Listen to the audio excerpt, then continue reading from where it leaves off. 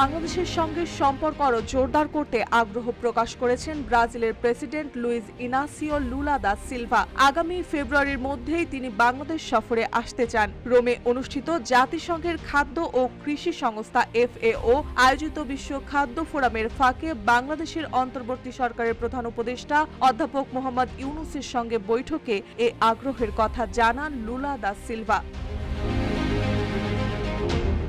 বৈঠকে দুই দেশের নেতারা সামাজিক ব্যবসা, দারিদ্র্য মোকাবেলা, সার্বজনীন স্বাস্থ্যসেবা ও সামাজিক অন্তর্ভুক্তির মতো নানা বিষয়ে আলোচনা করেন। মোহাম্মদ ইউনূস বৈঠকে ব্রাজিলের প্রেসিডেন্টকে বাংলাদেশ সফরে আনুষ্ঠানিক আমন্ত্রণ জানান। তা তাৎক্ষণিকভাবে গ্রহণ করেন লুলা দা সিলভা। হাসিমুখে তিনি বলেন, আমি বাংলাদেশে যাব।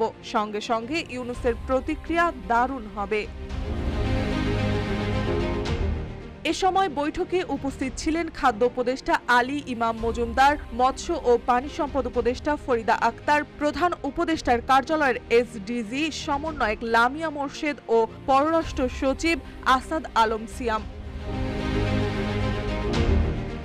বৈঠকের পর প্রধান উপদেষ্টার উপ-প্রেস সচিব আবুল কালাম আজাদ জানান, এ সফর বাংলাদেশ ব্রাজিল সম্পর্ককে নতুন উচ্চতায় নিয়ে যাবে বলে আশা প্রকাশ করছেন দুই নেতা। তারা বিশ্বাস করেন দক্ষিণ সহযোগিতা এবং টেকসই উন্নয়নের নতুন দিগন্ত উন্মোচনের এই বন্ধুত্বপূর্ণ সম্পর্ক হবে একটি ইতিবাচক উদাহরণ।